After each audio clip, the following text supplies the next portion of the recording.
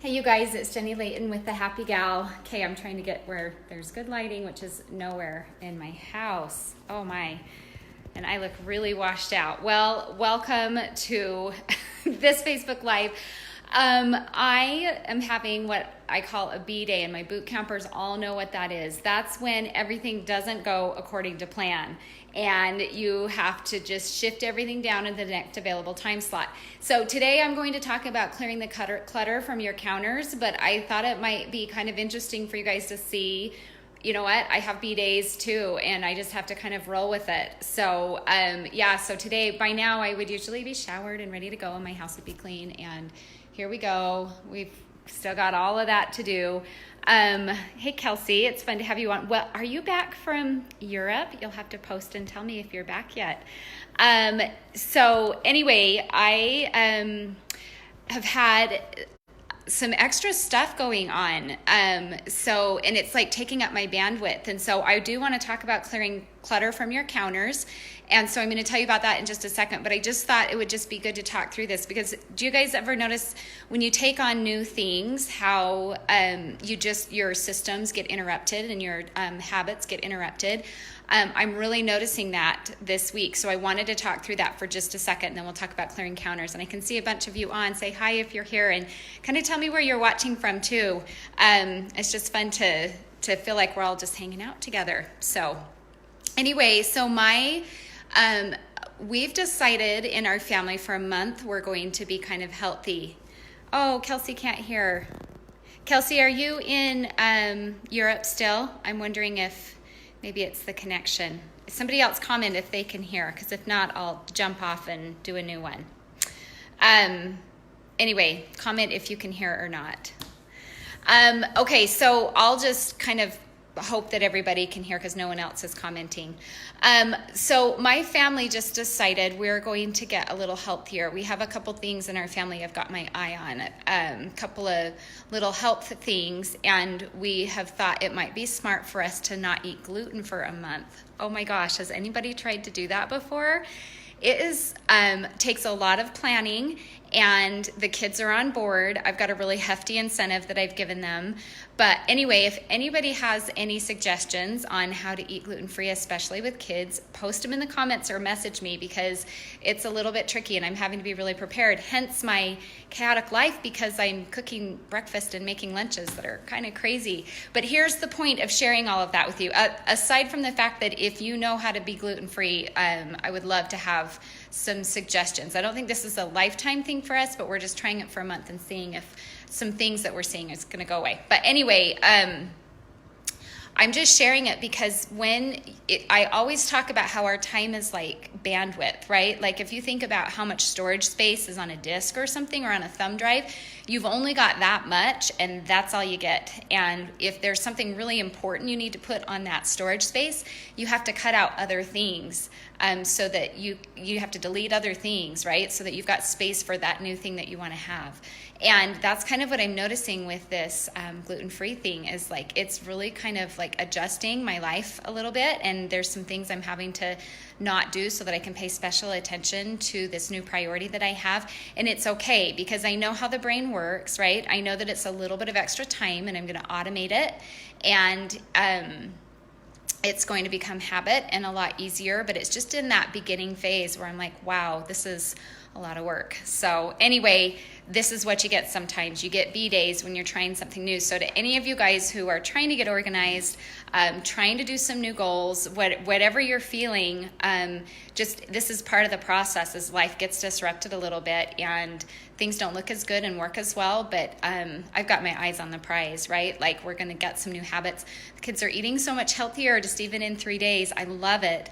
They're being really cooperative, and I think there's some new habits being born, and that is worth, the B day that is this, which is, I guess it doesn't look horrible. It feels a little chaotic to me because that's not the only spot in my house that's feeling like that. But all right, so that's what's going on over here. Hope all you guys are okay. And I'm looking for comments too. I'm not seeing anything from anyone.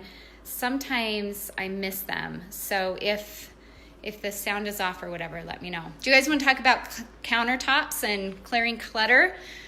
Ironically, because I have some, but I'm talking about kind of the everyday stuff. This is just breakfast And you know what, let's talk about that because that's significant. I'm going to share 3 tips to help you with just general clutter, but let's also talk about just kind of what I've got going on over here too, right? So aside from the 3 tips I was going to show you, this is all kind of impromptu, there is a routine that I implement every day called my morning routine that helps me with all of this. It is just so ingrained and just such a part of what I do that as the kids are getting ready for school, because I have older kids, my morning routine starts, and I have this all kind of picked up as soon as the kids go to school. Oh, Karen, I see you're on. It's fun to see you. So having a routine like that is going to help with a lot of kind of the morning clutter that starts, again, this the breakfast, lunch, get ready for school kind of clutter. So if you want clear kitchen countertops, bonus tip I wasn't even going to share, have a morning routine where it just becomes automatic, and you know that like this main area of your house is what you always are attacking and making sure that you get taken care of at the very beginning. Super, super helpful to have that habit. That's your bonus. All right, let me come back and tell you the other things I was going to tell you about clearing off kitchen counters. One of the big culprits of piles on kitchen counters is paper. Like raise your hand or agree with me if you also have piles of paper sitting on your kitchen counter. It comes from mail, it comes from errands, it comes from kids, it comes from work, right? So there are a few options when it comes to organizing your paper. I'm going to show you the most easy one, the easiest one. And then this month on Fresh Living, I think I'm going to talk about another solution for paper, so you'll want to watch for that, all right? But here is the first solution. Have an inbox for that paper, right? So just like when your email comes into your computer and it lands in an inbox, you want to have a landing spot for your paper. So your mail, everything. My kids know when they bring things in, they don't leave it on the counter.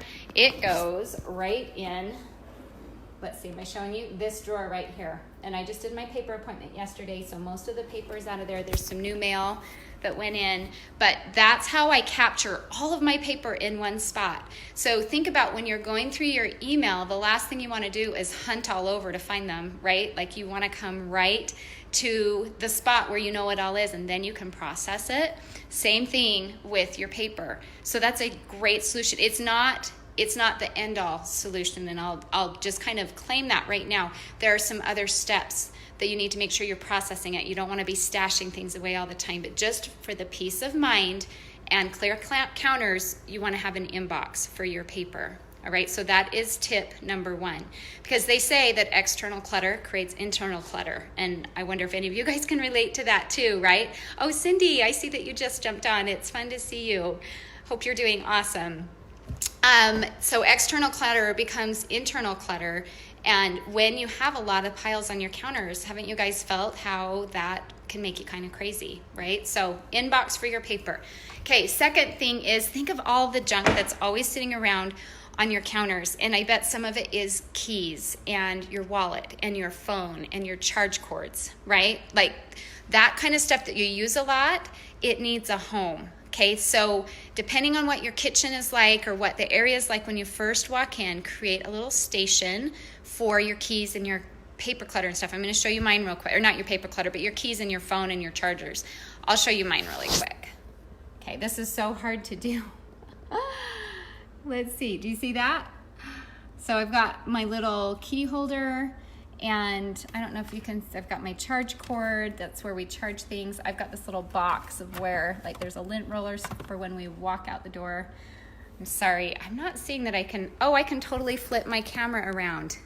You guys, this Facebook Live is messy today, but that's what it is sometimes. We'll check that out. That's a little easier to see. All right, so this is kind of our running out the door, what we need. Keys, phone, we're always lip stuff, lint roller. So like that's like create a station for that kind of stuff for you. Does that make sense? All right, that will help clear some of the clutter. It's a little sad that I just learned that I can reverse my camera on Facebook Lives.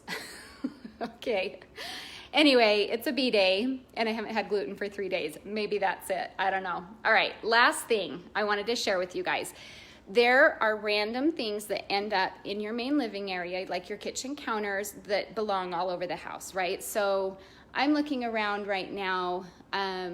We've got a brush, a hairbrush. some bathroom stuff, right? There's always like pajamas and stuff left up here from when the kids are getting ready for school. All right, so you need a container to drop that stuff in because we don't usually have time, nor do we want to spend the time constantly running back and forth between the kitchen and the bathroom and downstairs, you know, putting things away. So we kind of need a holding tank, right, for that stuff, and then have some routines about when we empty it. Emptying it is really important, but I'll show you one of mine. I have a stair basket that I keep right by my stairs because there are dozens of things every day that need to go downstairs that the kids leave upstairs. So that's one of my places where just as I'm walking throughout the house, you know, through the kitchen or whatever, I'll grab something, drop it in the stair basket, right? I have down this hallway, of course, is, you know, bathrooms and bedrooms, and having another little bin for the things that belong back there.